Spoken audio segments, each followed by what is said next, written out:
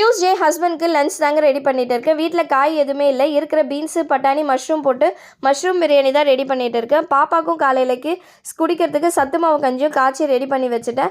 அடுத்து ஹஸ்பண்ட்க்கு morning juice குடிக்கிறதுக்காக ஸ்ட்ராபெரி மில்க் ஷேக் தான் ரெடி பண்ணிட்டு இருக்கேன். பால், நாட்டு சக்கரை, டேட்ஸு, ஹனிலாம் போட்டு ஜூஸ்மே ரெடி ஆகிடுச்சு.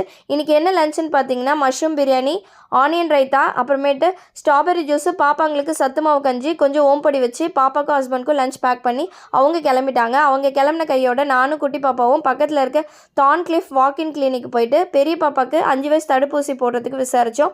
அவங்க 3:30க்கு அப்பாயின்மெண்ட் கொடுத்தாங்க. வாங்கின கையோட பக்கத்தில் இருக்க டாலரமாக ஃபுட் பேசிக் போயிட்டு கொஞ்சம் திங்ஸ் வாங்கிட்டு திரும்ப 1 o'clock வீட்டுக்கு வந்துட்டோம்.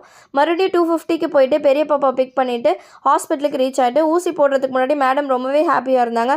போட்ட பிறகு ரொம்ப டல் ஆகிட்டாங்க. சரி, அவங்கள பக்கத்தில் இருக்க டிம் ஹார்ட்டன்ஸ் கூப்பிட்டு போயிட்டு பாப்பாங்களுக்கு சாப்பிட வாங்கி கொடுத்துட்டு திரும்ப வீட்டுக்கு வந்துட்டோம். இதுதான் கனடாவோட தடுப்பூசி அட்டை. இதே மாதிரி அடுத்த ஒரு ஷார்ட்ஸில்